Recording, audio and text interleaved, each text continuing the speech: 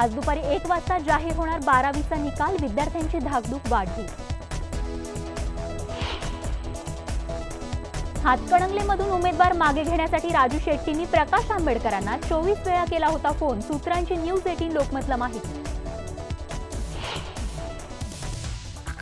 मुंबईतल्या पवईत रबर कंपनीला भीषण आग, अग्निशमन दलाच्या 4 गाड्यांनी आणलं आगीवर नियंत्रण। भिवंडी तालुक्यातील वळगाव इथे परसनाथ कंपाऊंडमध्ये पेपर रोलच्या गोदामाला आग, लाखो रुपयांचे पेपर रोल जळून खाक, अग्निशमन दलाच्या 3 गाड्या घटनास्थळी दाखल, आग आटोक्यात आणण्यासाठी शर्थीचे प्रयत्न सुरू।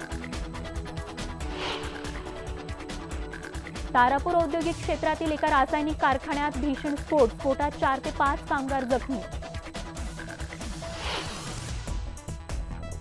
मुंबईतील मेट्रो 3 प्रकल्प बाधितांचं स्थलांतर पूर्ण, गिरगाव आणि काळबादेवीमधील प्रकल्पग्रस्तांचं स्थलांतर।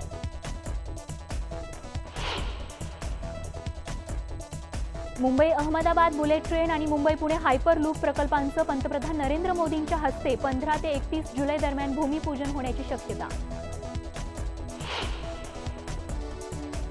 रत्नागिरीत मासेमारी हंगाम अंतिम टप्प्यात, 1 जूनला मासेमारी बंदी होणार लागू। नागपूरमधील कोचिंग क्लासेस विरोधात कारवाईचा महानगरपालिकेच्या अग्निशमन विभागाचा इशारा, मनपाचा अग्निशमन विभाग नियम करणार अधिक कडक। विदर्भातील 11 जिल्ह्यांमध्ये पारा 44 अंशांवरती, ब्रह्मपूर आणि चंद्रपूरमध्ये 46.1 अंश सेल्सिअस तापमानाची नोंद, तर अजूनही 1 आठवडा उष्णतेची लाट कायम राहणार। विश्व हिंदू परिषदेचे सचिव व्यंकटेश नारायण आपदेव यांचं दीर्घ आजाराने निधन, 30 वर्षांपासून करत होते परिषदेचं काम।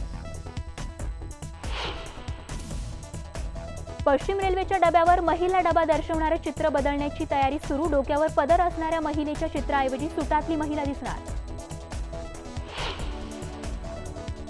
विमानाने ब्रेक जर्नी प्रवाशांकडे दोन्ही तिकीटे वेगवेगळी असल्यास दुहेरी विमानतळ प्रवास सेवा शुल्क लागणार भरावं, परदेशात जाणाऱ्यांना बसणार मोठा फटका।